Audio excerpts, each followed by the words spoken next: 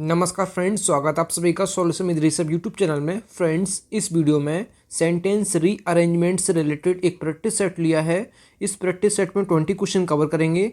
आप लोगों को जरूर बताना कि आप लोगों ने 20 में से कितना स्कोर किया है।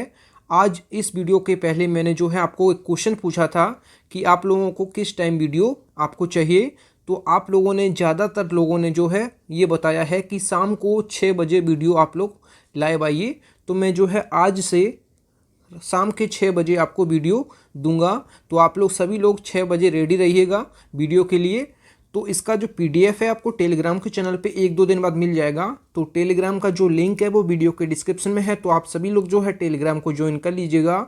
और आप लोग स्कोर कितना किए हैं ज़रूर बताएं। तो चलिए वीडियो को शुरू करते हैं। अगर चैनल पर पहले आप विजिट किए, चैनल को सब्सक्राइब करें, बेल आइकन को प्रेस करें। चलिए वीडियो को शुरू करते हैं। सबसे पहला जो क्वेश्चन है question number 1, the capital necessary. P में जो दिया है द वर्कर्स, क्यू में जो दिया है to start a business, R में दिया है कंट्रीब्यूटेड, और वेंचर ऑफ ऑब्टेन्ड बाई दिया है एस में। तो आपको जो है इसमें पी क्यू आर एस को जो है अरेंज करना है। तो जो सेंटेंस रीअरेंजमेंट का जो है कोई रूल नहीं होता है, कोई इसमें ट्रिक नहीं लगानी होती है। आपको जो अभी तक आपने सीखा है बस उसको अप्लाई करना है। तो यहाँ पे आपने जो भी अभी तक सीखा है बस उसको अप्लाई कर दीजिए, तो हमारा सेंटेंस यहाँ पे करेक्ट बन जाएगा। तो यहाँ पे सबसे पहले आप द कैपिटल नेसेसरी को छोड़ दीजिए, आप केवल जो पी क्यू आर एस को देखिए। तो यहाँ पे पी में दिया है द वर्कर्स, और एस जो क्यू में दिया है टू स्टार्ट अ बिजनेस, और एस में जो दिया है वेंचर ऑफ ऑब्टेन्ड बाई। तो हमें ये चीज़ पता है वाई द वर्कर्स होना चाहिए, क्योंकि जो श्रमिकों होता है, श्रमिकों के द्वारा कोई काम होता है, तो बाई द वर्कर्स होना चाहिए। तो यहाँ पे जो है हमें ये चीज़ पता चल गई है कि एस के बाद पी आना चाहिए, venture of obtained by the workers होना चाहिए। तो हमें एस के बाद पी पता चल गया है। तो हमें ऑप्शन में भी चेक करना है कि एस के तुरंत बाद पी किस ऑप्शन में दिया है। तो एस के बाद पी इसमें नहीं दिया, तो ये हमारा गलत हो गया है। बी ऑप्शन में दिया है एस के बाद पी, तो इसको अभी हम देखेंगे, चेक करेंगे। और एस के बाद इसमें जो है नहीं दिया है, और इसमें भी एस के बाद पी नहीं दिया है, मतलब एस के बाद तुरंत पी मैंने बताया था, तो इसमें बीच में आर दिया है, तो इस वजह से ये हमारा गलत हो जाएगा। तो यहाँ पे जो है 3 ऑप्शन हमारे जब गलत हो गए हैं तो इसको हम सही कर सकते हैं, और इसका जो है सेंटेंस का अर्थ भी हम निकाल सकते हैं। तो यहाँ पे जो बी ऑप्शन दिया है, बी ऑप्शन के हिसाब से एक बार चेक कर लेते हैं। द कैपिटल नेसेसरी, फिर उसके बाद टू स्टार्ट अ बिजनेस, फिर उसके बाद जो है S venture of obtained by the workers contributed. तो इस सेंटेंस का अर्थ भी सही निकल रहा है। तो यहाँ पे जो है इस सेंटेंस जो पूरा सेंटेंस हो जाएगा, the capital necessary to start a business venture of obtained by the workers contributed, मतलब व्यवसाय शुरू करने के लिए आवश्यक पूंजी का योगदान श्रमिकों द्वारा प्राप्त किया गया। इस सेंटेंस का मतलब हो जाएगा। तो हमें सेंटेंस के अर्थ के अकॉर्डिंग भी, और सेंटेंस के जो है आपको मैंने जिस हिसाब से मैंने आपको बताया है उसके हिसाब से बी ऑप्शन हमारा करेक्ट हो जाएगा। अगला जो क्वेश्चन है क्वेश्चन नंबर 2, सो फार। पी में दिया है रिपोर्ट्स एंड इन्वेस्टिगेशंस, और क्यू में दिया है पब्लिश्ड आ मिक्सचर, और आर में दिया है ऑफ आर्टिकल्स इंक्लूडिंग, और द जर्नल हैज़ दिया है एस में। तो सबसे पहले आपको सो फार को छोड़ देना है, केवल आपको जो है पी क्यू आर एस में ये देखना है कि सब्जेक्ट कौन सा हमारा बन सकता है। तो ये पी तो हमारा अभी नहीं बन सकता है, और ना क्यू बन सकता है, ना तो आर बन सकता है, तो एस हमारा बन जाएगा। द जर्नल हैज़ के बाद जो हैज़ के बाद आएगी ये वर्ब की थर्ड फॉर्म आएगी, जो कि दिया है क्यू में। तो यहाँ पे एस के बाद क्यू आना चाहिए, एस के बाद क्यू आना चाहिए। The journal has published a mixture, S के बाद क्यू किस ऑप्शन में दिया है, तो यहाँ पे नहीं दिया है, तो ये हमारा गलत हो जाएगा, ये हमारा हो नहीं सकता है, ये भी हमारा नहीं हो सकता है, ये भी हमारा नहीं हो सकता है। एस के बाद क्यू यहाँ दिया है, तो इसको हम एक बार सही कर सकते हैं, इसको एक बार अर्थ के अकॉर्डिंग भी चेक करेंगे। तो यहाँ पे एस क्यू आर पी दिया है, तो इसको एक बार चेक कर लेते हैं। So far the journal has published a mixture, फिर उसके बाद आर दिया है of articles including reports and investigations. तो ये हमारा करेक्ट हो जाएगा, इसका अर्थ भी सही निकल रहा है। तो इसको एक बार मैं चेक कर लेता हूँ। So far the journal has published a mixture of articles including reports and investigations. तो इसका जो अर्थ निकलेगा ये निकलेगा, अब तक पत्रिका ने रिपोर्ट और जांच सहित लेखों का मिश्रण प्रकाशित किया है। इस सेंटेंस का मतलब हो जाएगा।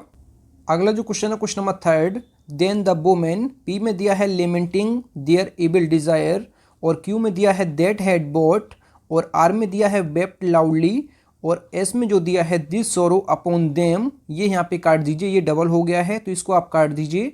तो सबसे पहले पी क्यू आर एस को आप सीक्वेंस देख लीजिए। तो यहाँ पे देन द वुमेन लिखा है तो इसके बाद जो भी आएगा ये वर्ब आएगी। तो यहाँ पे हमें समझ में आ रहा है कि यहाँ पे एस तो नहीं आ सकता है और ना ही क्यू आ सकता है। तो यहाँ पे पी और आर में हमें चेक करना है। The women wept loudly lamenting their evil desire, तो ये हमारा करेक्ट है। यहाँ पे सबसे पहले आर आना चाहिए, फिर उसके बाद पी आना चाहिए। हमें आर और पी ये देखना है आर पी किस ऑप्शन में दिया है। तो आर के बाद तुरंत पी यहाँ नहीं दिया है, आर के बाद तुरंत पी यहाँ भी नहीं दिया है, आर के बाद यहाँ पी दिया है, इसको हम चेक करेंगे, और आर के बाद पी यहाँ पे भी नहीं दिया है। तो हमें केवल इसको ऑप्शन को सही कर सकते हैं। एक बार इसको अर्थ के अकॉर्डिंग भी देख लेते हैं।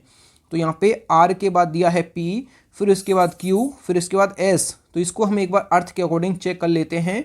तो यहाँ पे then the women wept loudly lamenting their evil desire, फिर इसके बाद क्यू दिया है that had bought this sorrow upon them, मतलब यहाँ पे सेंटेंस का ये निकल रहा है तब वे स्त्रियां अपनी उस दुष्ट अभिलाषा का विलाप करते हुए जोर जोर से रोने लगीं जिसने उन पर यह दुख लाद दिया था। इस सेंटेंस का अर्थ भी सही निकल रहा है।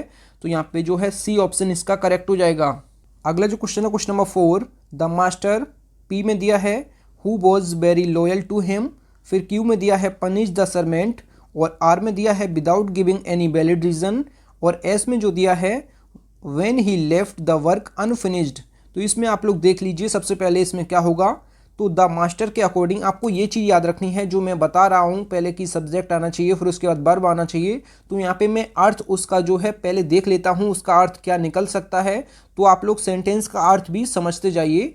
तो यहाँ पे द मास्टर के बाद जो भी आएगा यहाँ पे आएगा पनिश द सर्वेंट, मतलब कि जो है मास्टर ने नौकर को डांटा, मतलब नौकर को पनिश किया।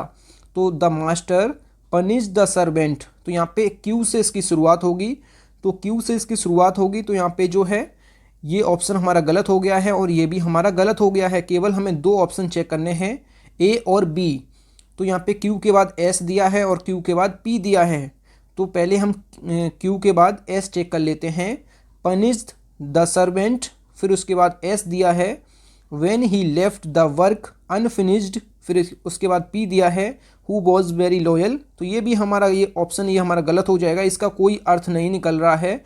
अब हमें इसको बी ऑप्शन को सही कर सकते हैं, नहीं तो इसका अर्थ भी हम एक बार चेक कर लेंगे। तो यहाँ पे सबसे पहले जो दिया है the master punish the servant, फिर उसके बाद दिया है who was very loyal to him, मतलब जो मालिक ने, मतलब मास्टर ने उस नौकर को दंडित किया, मतलब the master punish the servant, मतलब मास्टर ने जो है उस नौकर को दंडित किया।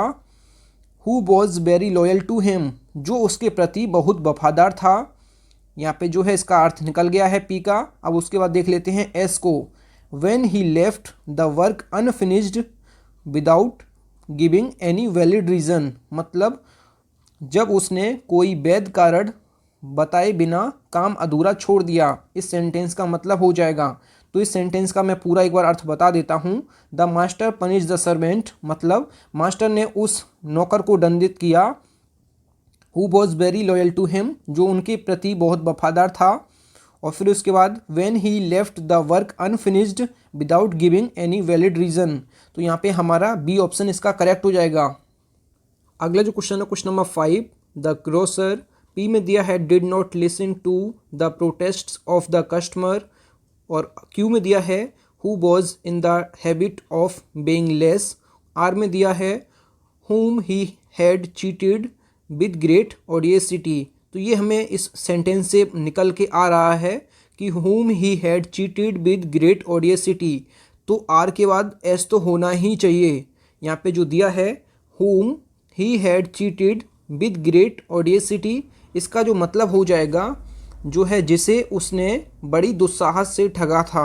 यहाँ पे इसका मतलब निकल रहा है। अब मैं ये ऊपर भी चेक कर लेता हूँ कि पी पहले आएगा या फिर क्यू पहले आएगा। तो यहाँ पे सेंटेंस के आपको थोड़ा सा अर्थ समझना है। तो यहाँ पे जो दिया है द ग्रोसर के बाद यहाँ पे जो है did not listen to the protest of the customer, ये तो नहीं हो सकता है। तो यहाँ पे एक बार क्यू को चेक करते हैं। The grocer who was in the habit of being less. तो यहाँ पे जो है ये सेंटेंस का मतलब सही निकल रहा है। मतलब कि जिस किराना दुकानदार को कम तोलने की आदत थी, did not listen to the protest of the customer, कि यहाँ पे जो है कि उसने उस ग्राहक के विरोध को नहीं सुना। whom he was cheated with great audacity, जिसे उसने बड़ी दुस्साहस से ठगा था। इस सेंटेंस का जो निकल रहा है ये निकल रहा है, सबसे पहले Q आएगा, फिर उसके बाद P आएगा, फिर उसके बाद R, फिर उसके बाद S। ये किस में दिया है? तो इसका राइट ऑप्शन जो हो जाएगा QPRS। QPRS ये हमारा केवल A ऑप्शन में दिया है। तो यहाँ पे एक बार मैं इसको और जो है डिफाइन कर देता हूँ। The grocer who was in the habit of being less, मतलब जिस किराना दुकानदार को कम तोलने की आदत थी। Did not listen to the protest of the customer, मतलब उसने उस ग्राहक के विरोध को नहीं सुना। whom he had cheated with great audacity, मतलब जिसे उसने बड़ी दुस्साहस से ठगा था। यहाँ पे जो है इसका ए ऑप्शन करेक्ट हो जाएगा। अगला जो क्वेश्चन है क्वेश्चन नंबर 6 जो है डेस्पाइट हैविंग के बाद क्या आएगा आप लोग पहले देख लीजिए। पी में दिया है no means to actively defend, और फिर उसमें दिया है like close and jaws they had, फिर उसमें दिया है allowed other equally effective deterrents, फिर उसमें दिया है देमसेल्व्स विद वेपन्स। तो इसमें जो है सबसे पहले आपको जो है इसमें डेस्पाइट हैविंग दिया है। डेस्पाइट हैविंग नो मीन्स ये हो सकता है, लेकिन इसको मैं PQRS को सबसे पहले इसमें चेक करेंगे। सबसे पहले इसमें क्या आना चाहिए? तो सबसे पहले क्वेश्चन नंबर 6 में आप ये देख लीजिए, यहाँ पे जो लिखा है देमसेल्व्स विद वेपन्स लाइक। तो यहाँ पे जो है देमसेल्व्स विद वेपन्स लाइक, मतलब कि तो यहाँ पे जो है S के बाद Q होना चाहिए। S के बाद Q होना चाहिए। Themselves with weapons like close and jaws, मतलब कि पंजे और जबड़े। ही दे हैव के बाद आना चाहिए फिर R। तो यहाँ पे जो है Q के बाद R आना चाहिए। तो सबसे पहले तो P आना चाहिए। तो यहाँ पे ये हमारा सीक्वेंस करेक्ट हो गया है। तो सबसे पहले मैंने क्या दिमाग लगाया? तो इसमें आपको PQRS में सबसे पहले मैंने S को पढ़ा यहाँ पे देमसेल्व्स विद वेपन्स। तो विद वेपन्स मतलब किस वेपन के साथ जाएगा वो? लाइक क्लोज एंड जॉज, मतलब पंजे और जबड़े जो हथियार होते हैं, पंजे और जबड़े के जो लाइक वेपन्स उसके जो हैं। तो यहाँ पे दे हैव, फिर उसके बाद हैव के बाद वर्ब की थर्ड फॉर्म आना चाहिए। तो इलेब्ड अदर इक्वली इफेक्टिव डिटरेंट्स। तो यहाँ पे जो है आर आना चाहिए क्यू के बाद। तो सबसे पहले पी छूट गया है तो पी सबसे पहले आएगा। तो यहाँ पे SQR सबसे पहले पी आ जाएगा। तो despite having no means to actively defend, फिर इसके बाद आएगा themselves with weapons like close and jaws they had evolved other equally effective deterrents. तो यहाँ पे हमारा करेक्ट जो हो जाएगा ये हो जाएगा PSQR। PSQR किस ऑप्शन में दिया है? तो ये केवल हमारा बी ऑप्शन में दिया है। तो इसका जो है बी ऑप्शन करेक्ट हो जाएगा। अगला जो क्वेश्चन है question number 7 which may be easily overlooked, मतलब जिसे आसानी से अनदेखा किया जा सकता है। तो किसको अनदेखा किया जा सकता है इसका कोई पता नहीं है। तो ये पी से इसकी शुरुआत नहीं हो सकती है। Emphasising by contrast as aspect of truth, तो इसके भी शुरुआत नहीं हो सकती है। हमें R और S चेक करना है। इट्स पावर लाइज इन, फिर लाइक मोस्ट एपिग्राम्स इट्स पावर। तो इट्स पावर यहाँ दिया है तो यहाँ पे इसको हम काट देंगे। तो इसकी शुरुआत S से होगी। तो यहाँ पे मैं S से इसकी शुरुआत कर रहा हूँ। तो यहाँ पे जो है इट्स जो यहाँ पे दिया है इट्स पावर लाइज इन से इसकी शुरुआत नहीं हो सकती है। तो यहाँ पे सेंटेंस का सही अर्थ जो है ये निकलेगा S से। तो लाइक मोस्ट एपिग्राम्स के बाद इट्स पावर लाइज इन। तो यहाँ पे जो है S के बाद R किस ऑप्शन में दिया है? तो यहाँ पे S के बाद R जो है ये दिया है केवल सी ऑप्शन में, तो इसको हम सही भी कर सकते हैं। एक बार इसको अर्थ के अकॉर्डिंग चेक भी कर लेते हैं। तो यहाँ पे जो दिया है SRQP, तो इसको एक बार चेक कर लेते हैं। तो like most एपिग्राम्स it's power lies in emphasizing by contrast as aspect of truth which may be easily overlooked। तो यहाँ पे मैंने आपको बताया, तो यहाँ पे P, यहाँ पे इसकी शुरुआत जो है S से होगी और ख़त्म जो है फिनिश जो होगा ये P से होगा। तो यहाँ पे इसका C ऑप्शन करेक्ट हो जाएगा। इस सेंटेंस का जो मतलब होता है, एपिग्राम्स होता है जो जिन कविताओं को पढ़ने में जो है मनोरंजन का भाव प्रकट हो। तो यहाँ पे जो है अधिकांश जो एपिग्राम्स होती हैं, जो कविताएं होती हैं, जो उनकी शक्ति जो होती है इसके विपरीत सत्य में एक पहलू पर जोर देने में निहित होती हैं, जिसे अनदेखा नहीं किया जा सकता है। इस सेंटेंस का ये कुछ अर्थ निकल रहा है। तो यहाँ पे जो है इसका सी ऑप्शन करेक्ट हो जाएगा। अगला जो क्वेश्चन है क्वेश्चन नंबर 8। फ्रेंड्स, अगर आपको वीडियो पसंद आती है तो वीडियो को लाइक एंड शेयर जरूर किया करें। यहाँ पे दिया है ही हैज़, फिर पी में दिया है वाइल ही वॉज इन आ रेवरी, फिर इसके बाद फाउंड द बुक, फिर eight the bus stop he lost. तो यहाँ पे सबसे पहले ही हैज़ दिया है, तो ही हैज़ के बाद वर्ब की थर्ड फॉर्म आनी चाहिए जो कि क्यू में दिया है। तो सेंटेंस की शुरुआत जो है क्यू से होनी चाहिए। फिर उसके बाद हम चेक करते हैं, तो क्यू से शुरुआत केवल ए में हो रहा है और बी में हो रहा है, तो ये हमारा गलत हो गया है, ये भी हमारा गलत हो गया है। हमें केवल ए और बी ऑप्शन चेक करना है। तो सबसे पहले हम ए को चेक करते हैं। तो सबसे पहले दिया है क्यू के बाद एस, तो he has found the book he lost, फिर उसके बाद R at the bus stop while he was in a robbery. तो यहाँ पे इसका करेक्ट जो हो जाएगा ये ए ऑप्शन हमारा करेक्ट हो जाएगा। एक बार बी को भी चेक कर लेते हैं। तो यहाँ पे दिया है क्यू के बाद आर, तो found the book eight the bus stop, फिर इसके बाद एस्ट ही लॉस्ट, ये तो हमारा गलत हो जाएगा। ये हमारा बिल्कुल गलत हो जाएगा सेंटेंस के अर्थ के अकॉर्डिंग। तो यहाँ पे हमारा ए ऑप्शन करेक्ट हो जाएगा। ही has found the book, he has found the book मतलब उसे वह किताब मिल गई है। कौन सी किताब मिल गई है? जो उसने बस स्टॉप पर खोई थी। तो यहाँ पे he lost eight the bus stop, जो उसने बस स्टॉप पर खोई थी।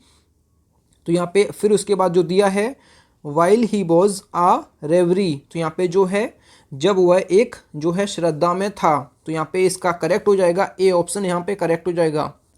अगला जो क्वेश्चन है question number 9। More space for building new things and developing we must have an open countryside. तो सबसे पहले इसमें जो है करेक्ट, इसमें सबसे पहले शुरुआत जो होगी ये आर से होगी। वी मस्ट हैव मतलब हमारे पास क्या होना चाहिए? वी मस्ट हैव हमारे पास क्या होना चाहिए? मोर स्पेस फॉर बिल्डिंग मतलब कि हमारे पास जो है अधिक जगह होना चाहिए। जो है new things and developing and open countryside, तो कंट्री साइड जो होता है ये खुले ग्रामीण क्षेत्र होते हैं। तो सबसे पहले वी मस्ट हैव हमारे पास क्या होनी चाहिए? मोर स्पेस फॉर बिल्डिंग मतलब हमारे पास अधिक जगह होनी चाहिए। किसके लिए? New things and developing and open country side की नई चीज़ों के निर्माण और खुले ग्रामीण इलाकों के विकास के लिए हमारे पास अधिक जगह होनी चाहिए। तो यहाँ पे इसका करेक्ट जो हो जाएगा आर, फिर इसके बाद पी, फिर इसके बाद क्यू, फिर इसके बाद एस। तो ये किस ऑप्शन में दिया है? तो हमारा ये है आर पी क्यू एस, ये हमारा डी ऑप्शन हमारा करेक्ट हो जाएगा। इस सेंटेंस का मतलब हो जाएगा कि वी मस्ट हैव मतलब हमारे पास होनी चाहिए, कि मोर स्पेस मतलब अधिक जगह होनी चाहिए, कि न्यू थिंग्स एंड डेवलपिंग मतलब जो है नई चीज़ों के निर्माण, और जो है एन ओपन कंट्री साइड मतलब नई चीज़ों के निर्माण और खुले ग्रामीण इलाकों के विकास के लिए हमारे पास जो है अधिक जगह होनी चाहिए। तो यहाँ पे इसका डी ऑप्शन करेक्ट हो जाएगा। अगला जो क्वेश्चन है क्वेश्चन नंबर 10 जो दिया है फिल्म्स पिक्चर्स एंड इवन के बाद फिर मेड दिया है made of the relics for prosperity, फिर उसके बाद दिया है मिनिएचर मॉडल्स कैन बी, फिर इसके बाद interested in knowing about them. तो ये हमें सेंटेंस में थोड़ा सा ये लग रहा है कि interested in knowing at about them जो है ये सेंटेंस के लास्ट में आना चाहिए। तो यहाँ पे एक बार इसको चेक कर लेते हैं। Films pictures and even miniature, तो हमें पी के बाद ये हमें नज़र आ रहा है, पी के बाद आर होना चाहिए। तो films pictures and even miniature, तो इवन मेड ऑफ तो हो नहीं सकता है, ना इंटरेस्टेड हो सकता है। तो हमें सबसे पहले पी लिखना है, फिर उसके बाद जो लिखना है आर लिखना है। Films, pictures and even miniature models can be के बाद क्या आएगा, फिर आएगा इंटरेस्टेड आएगा या फिर मेड ऑफ आएगा। तो अभी मैंने आपको क्या बताया, interested in knowing about them, ये सेंटेंस के लास्ट में आना चाहिए। तो यहाँ पे हमारा क्यू हो जाएगा, फिर इसके बाद एस हो जाएगा। तो ये हमारा सीक्वेंस सही है। Films, pictures and even miniature models can be made of the relics of for prosperity, interested in knowing about them. तो ये हमारा किस ऑप्शन में दिया है, PRQS केवल डी ऑप्शन में दिया है। तो हमारा डी ऑप्शन यहाँ पे करेक्ट हो जाएगा। अगला जो क्वेश्चन है क्वेश्चन नंबर 11 दिया है, कंटेंट दैट एंटिक्विटी, फिर सम पीपल हाउएवर, यहाँ पे दिया है for future generation should be preserved. तो सबसे पहले इसमें आपको ये याद रखना है कि यहाँ पे शुड बी क्यों आया है, तो शुड बी प्रिजर्व्ड दिया है फॉर फ्यूचर जनरेशन, तो should be preserved for the future generation. तो एस के बाद आर आना चाहिए। तो यहाँ पे जो दिया है एस के बाद आर, ये किस ऑप्शन में दिया है एस के बाद आर, तो ये हमारा गलत हो जाएगा। ये हमारा सही हो सकता है, और ये हमारा एस के बाद आर ये भी गलत हो जाएगा, और ये भी हमारा गलत हो जाएगा। तो हमारा जो है बी ऑप्शन यहाँ पे करेक्ट हो जाएगा। इसको एक बार चेक कर लेते हैं। सबसे पहले दिया है क्यू, फिर इसके बाद दिया है पी। तो यहाँ पे चेक कर लेते हैं। सबसे पहले Q, some people however content that antiquity, फिर इसके बाद दिया है S, should be preserved for future generation. तो यहाँ पे हमारा करेक्ट जो हो जाएगा, ये हमारा सीक्वेंस हो जाएगा QPSR। ये हमारा जो है केवल बी ऑप्शन में दिया है। तो हमारा जो यहाँ पे बी ऑप्शन करेक्ट हो जाएगा। इस सेंटेंस का जो मतलब हो जाएगा, हालांकि कुछ लोग इस बात से संतुष्ट हैं। तो यहाँ पे some people however content that antiquity should be preserved for future generation, मतलब हालांकि कुछ लोग इस बात से संतुष्ट हैं कि आने वाली पीढ़ी के लिए पुरातनता को सुरक्षित किया जाना चाहिए। यहाँ पे इस सेंटेंस का अर्थ हो जाएगा। तो यहाँ पे हमारा बी ऑप्शन यहाँ पे करेक्ट हो जाएगा। अगला जो क्वेश्चन है question number 12, even so much of, फिर इसके बाद क्यू में दिया है only being used in uh few countries, this extra power is. तो सबसे पहले हमें PQRS में देख लेना है कि कौन सा हो सकता है। तो यहाँ पे दिस एक्स्ट्रा पावर इज़ के बाद हो सकता है, आर तो हो नहीं सकता है, और ना ही पी हो सकता है। तो हमें ये पता चल गया है this extra power is only being used in. तो यहाँ पे हमें जो है ये पता चल गया है कि एस के बाद क्यू होना चाहिए। तो एस के बाद क्यू किस ऑप्शन में दिया है, तो यहाँ पे ये ऑप्शन में दिया है। ये हमारा गलत हो जाएगा, इसमें भी हमारा गलत हो जाएगा, और ये भी दिया है। तो हमें केवल ए ऑप्शन और डी ऑप्शन चेक करना है, क्योंकि हमें ये पता चल गया है दिस एक्स्ट्रा पावर इज़ के बाद आएगा, ये आएगा ओनली बीइंग यूज्ड इन। तो यहाँ पे जो है used in uh few countries, तो ये हमारा हो सकता है। तो इसको एक बार चेक कर लेते हैं। तो सबसे पहले शुरुआत हो रही है पी से। तो even so much of this extra power is only being used in uh few countries. तो ये हमें लग रहा है कि सही हो सकता है। एक बार इसको भी चेक कर लेते हैं डी ऑप्शन को। सबसे पहले शुरुआत हो रही है आ फ्यू कंट्रीज़, फिर उसके बाद दिस एक्स्ट्रा पावर इज़, ये तो हमारा कुछ सही नहीं लग रहा है, तो ये हमारा गलत हो जाएगा। तो केवल हमारा जो है ए ऑप्शन यहाँ पे करेक्ट हो जाएगा। इसको एक बार अर्थ के अकॉर्डिंग भी देख लेते हैं। तो सबसे पहले इसमें दिया है पी दिया है, फिर इसके बाद एस दिया है, फिर क्यू दिया है, फिर आर दिया है। एक बार इसको चेक कर लेते हैं। सबसे पहले दिया है P, even so much of, फिर उसके बाद दिया है this extra power is only being used in uh few countries, मतलब फिर भी इस अतिरिक्त पावर का अधिकांश उपयोग जो है केवल कुछ देशों में ही किया जा रहा है। तो यहाँ पे आ फ्यू कंट्रीज़ ये लास्ट में होना चाहिए। तो यहाँ पे इसका करेक्ट जो हो जाएगा, ये हो जाएगा, इसका ए ऑप्शन हमारा करेक्ट हो जाएगा। अगला जो क्वेश्चन है क्वेश्चन नंबर 13, 100 years ago, फिर दिया है used about 24 times as much power as it did today the world as a, वहाँ पे गलत है थोड़ा सा, यहाँ पे होल कर लीजिए आप लोग। यहाँ पे जो है होल लिखा है, आप लोग देख लीजिए इसको। तो यहाँ पे सेंटेंस की शुरुआत जो है ये पी से होगी, या फिर क्यू से, या फिर आर से, या फिर एस से। तो सबसे पहले आप समझ लीजिए 100 year ago, 100 ईयर्स एगो, ये तो है एगो जो दिया है ये सेंटेंस के हमेशा लास्ट में आता है, तो इससे सेंटेंस की शुरुआत नहीं हो सकती है। तो पी को हम लिख देते हैं, इसको कभी भी लास्ट में यूज़ करेंगे या फिर बीच में यूज़ होगा, ये शुरुआत में कभी भी यूज़ नहीं हो सकता है। और क्यू यूज़ होगा नहीं क्योंकि यहाँ पे यूज्ड से शुरुआत हो रही है, तो यहाँ पे जो है पी क्यू तो हो नहीं सकता है, केवल हमें आर ऑप्शन चेक करना है और एस, और आर और एस किस ऑप्शन में दिया है, तो ये हमारा गलत हो जाएगा, ये भी हमारा गलत हो जाएगा। केवल हमें दो ऑप्शन चेक करने हैं, एस के बाद आर दिया है, यहाँ एस के बाद क्यू दिया है। तो सबसे पहले हम देख लेते हैं today the world as a whole, फिर इसके बाद दिया है आर, तो यहाँ पे आर को भी एक बार चेक कर लेते हैं, पावर एज इट डिड, फिर इसके बाद दिया है क्यू यूज्ड, तो डिड के बाद यूज्ड नहीं हो सकता है, यहाँ पे यूज़ होना चाहिए था, क्योंकि जब वर्ब की डिड आ जाती है, वर्ब जब डिड यूज़ होता है तो वर्ब की हमेशा फर्स्ट फॉर्म होती है, ना कि सेकंड फॉर्म या थर्ड फॉर्म। तो यहाँ पे डिड के बाद यूज्ड नहीं होना चाहिए, तो यहाँ पे जो है ये हमारा गलत हो जाएगा। इसको हम एकदम सही कर सकते हैं क्योंकि हमें दो ऑप्शन तो पहले ही गलत हो गए थे मेरे, तो इसको भी हमने गलत कर दिया है, तो केवल हमें सी ऑप्शन बचा है, तो ये हमारा करेक्ट हो जाएगा। इसको एक बार चेक कर लेते हैं, सी ऑप्शन को एक बार चेक कर लेते हैं। यहाँ पे लिखा है होल, आप देख लीजिए यहाँ पे जो है होल लिखा है, तो यहाँ पे जो है सबसे पहले एस होगा कि today the world as whole, फिर इसके बाद दिया है Q used about 24 times as much, फिर इसके बाद दिया है power as it did 100 years ago. तो ये हमारा करेक्ट हो जाएगा, ऑप्शन इसका सी करेक्ट हो जाएगा। इस सेंटेंस का जो मतलब हो जाएगा, जो आज पूरी दुनिया ने 100 साल पहले की तुलना में लगभग 24 गुना अधिक बिजली का इस्तेमाल किया, इस सेंटेंस का मतलब हो जाएगा।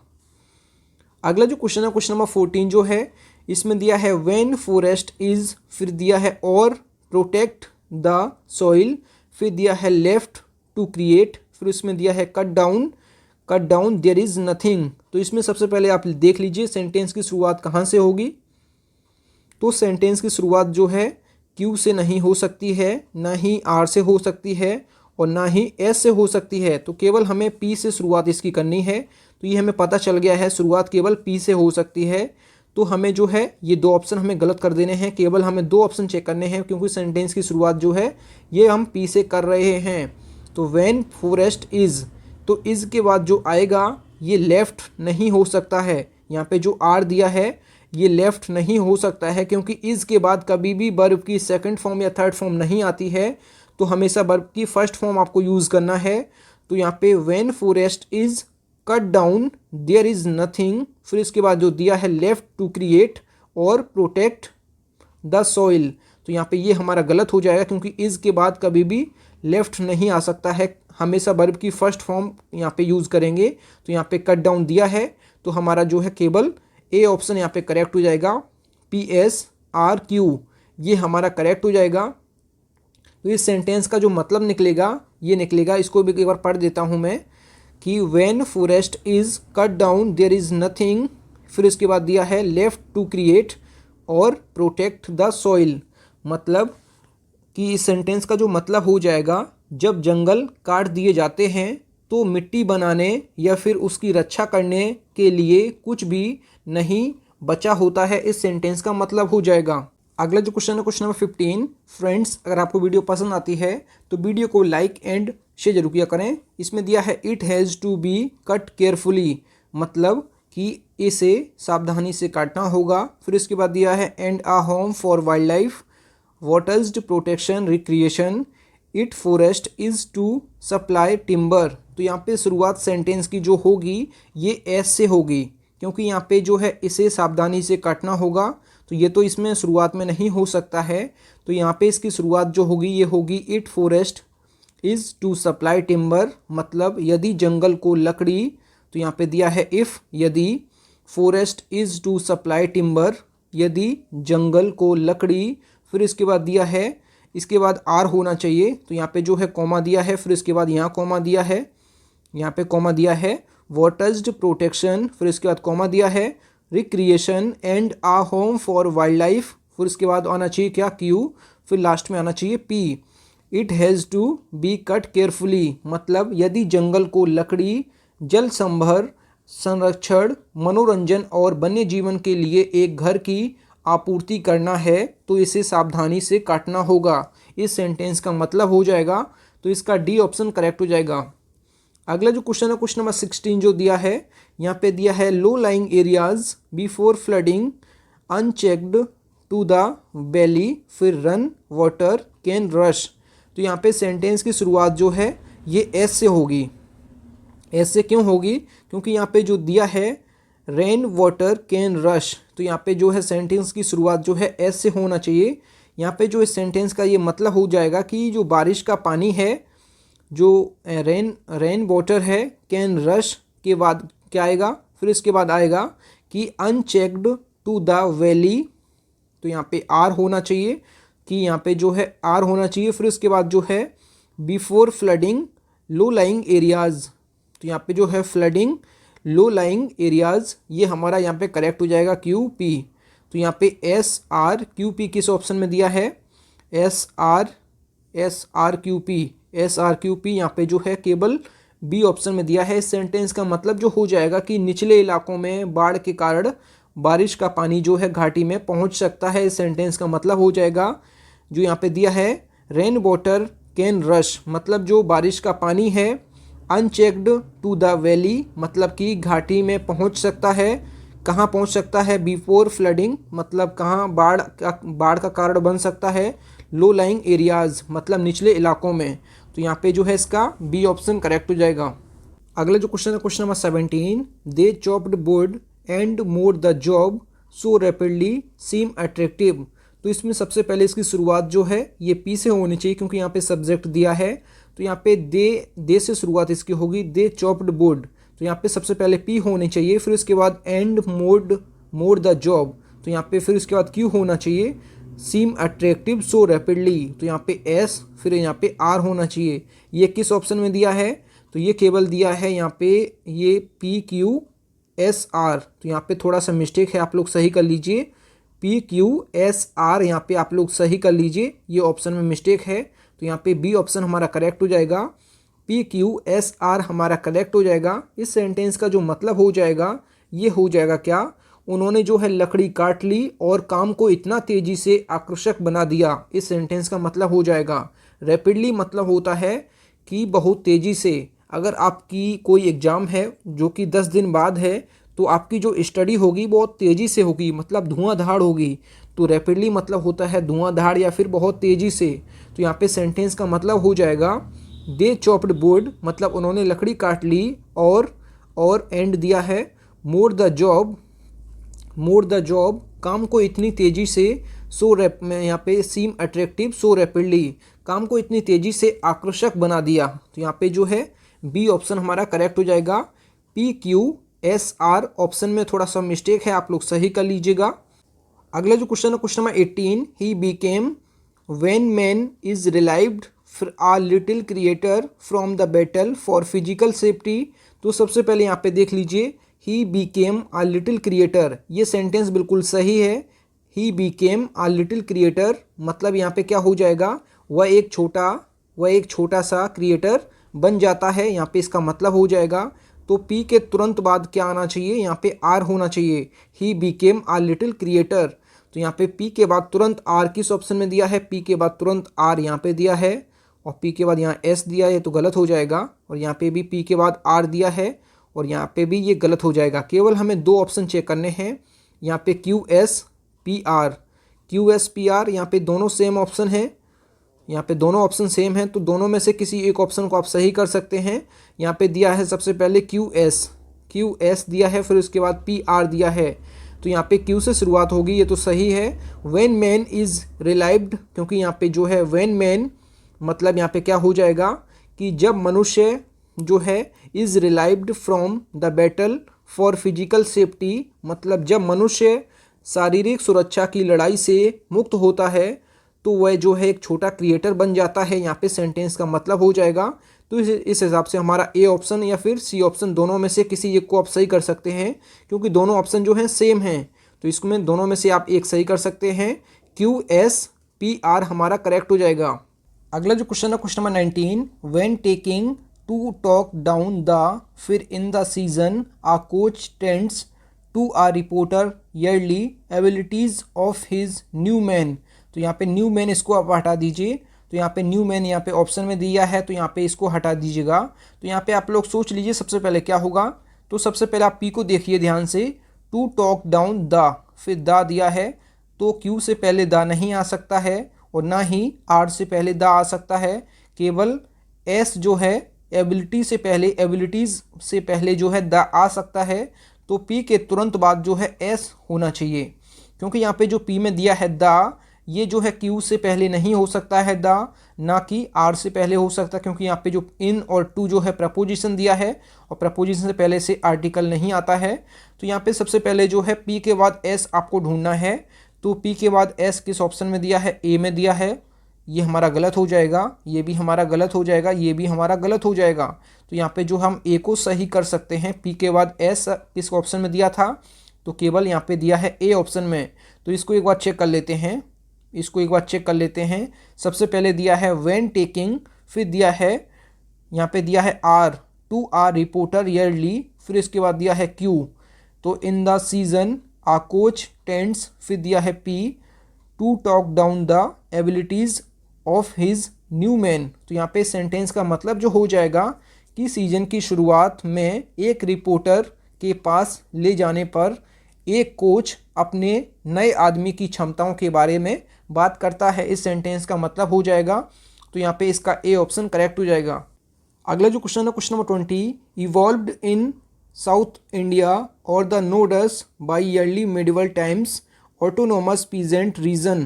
तो इसकी शुरुआत जो है यहाँ से होगी, ऑटोनोमस पीजेंट रीजन और the nodes evolved in South India by early medieval times. तो यहाँ पे इसकी शुरुआत एस से होगी, फिर उसके बाद क्यू होगा, फिर उसके बाद पी होगा, फिर उसके बाद जो है आर होगा। तो यहाँ पे ये सीक्वेंस आप लोग देख लीजिए। तो यहाँ पे इसका डी ऑप्शन करेक्ट हो जाएगा।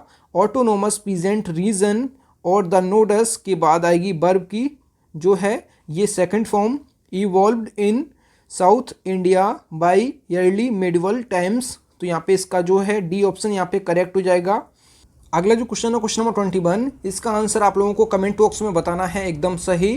Thank you friends. अगर आपको वीडियो पसंद आई है तो वीडियो को लाइक एंड शेयर जरूर किया करें। अगर आप चैनल पे पहले आप विजिट किए, चैनल जरूर सब्सक्राइब करें। तो मिलते हैं न्यू वीडियो में, तब तक के लिए जय हिंद, वंदे मातरम।